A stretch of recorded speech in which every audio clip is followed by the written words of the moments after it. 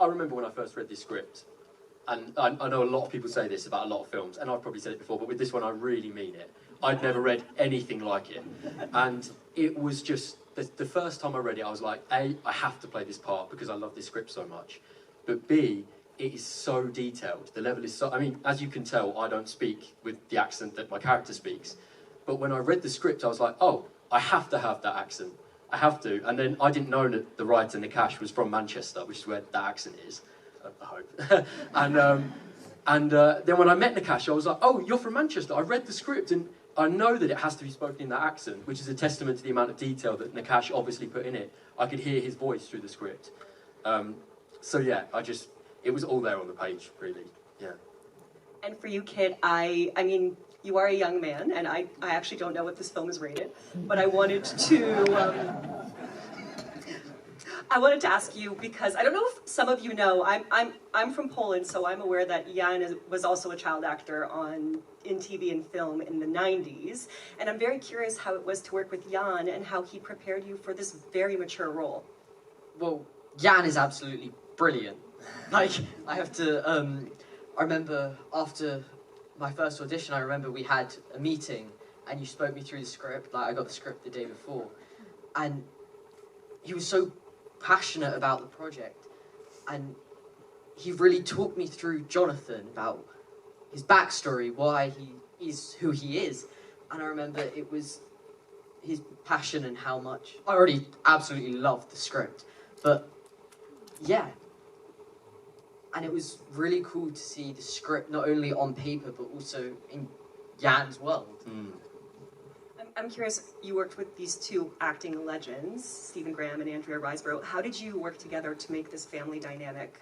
What were the practices like? Well, obviously there aren't a lot of characters in the film, so it was just us, wasn't it? So we were sort of thrust into it together, and we didn't get too much time with each other before, which was great because our first week of filming was in the basement.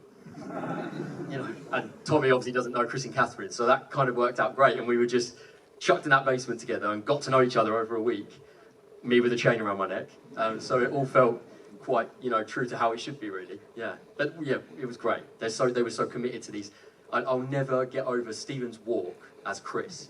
He does this amazing walk, and as an actor I've always been a huge fan of bold choices, and when I watched the film back for the first time, I just saw how he committed to that bold walk, you know, something like that, which isn't easy to pull off, but he just pulls it off so well, because he just commits so much to these big choices. I love that. Jan, I have to ask you, I mean, this is your first time seeing the film with a big audience. I was watching from backstage and was a little unnerved about how much laughter there was in this very creepy film. I'd love to hear your reaction to watching this film with an audience specifically.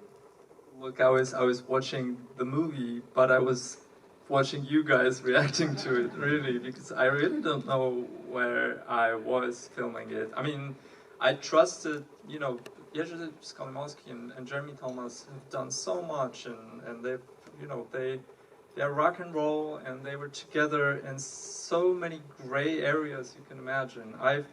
I've built my films differently. I mostly work on psychology. There was even a funny story, and we were working on this script and with Bartek Bartosik and Jerzy for a couple of months, and I realized we were working on two different films, and I'll tell you why. Because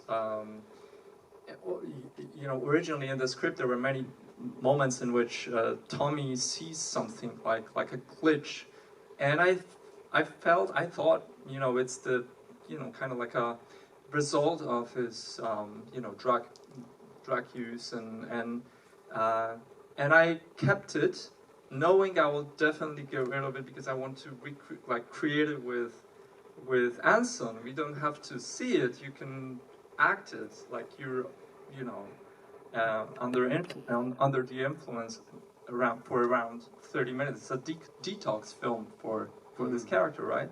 So eventually I addressed it and I said, okay guys, I have to tell you that we don't need the glitches in the script. We will play it, and trust me, I can do it we will pull it off.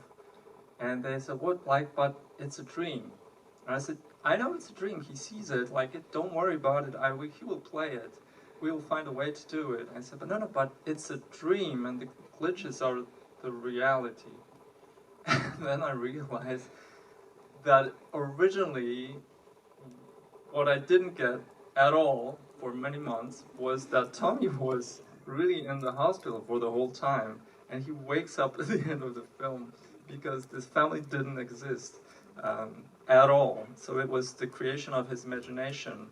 And then I said, look, I thought it's real, and I thought we're working on, like I said, and they said, well, it's fine, Ian, you think it's real. And then they understood why I was so pushy on psychology, on grief, and I came up with the whole story about the missing somebody in this house. That's, you know, it's another thing. But and they didn't understand it, but they kind of trusted me.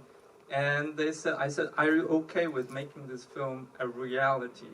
And they said, let's go with it. And that's how it. So, you know, it was completely. It was like there were so many different weird realities to and angles to what we were doing with the script and the film, and I just decided like I have to trust Jerzy and make it just, you know, you know, I'm for psychology and working with actors. Jerzy is more like abstract and visual and, you know, angles, camera angles. We built the whole house in order to destroy the ceiling, and because you can't probably do it in the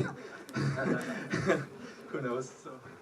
Well, I mean, I think the missing character Charlie, it probably stays missing for a reason, but I did want to ask you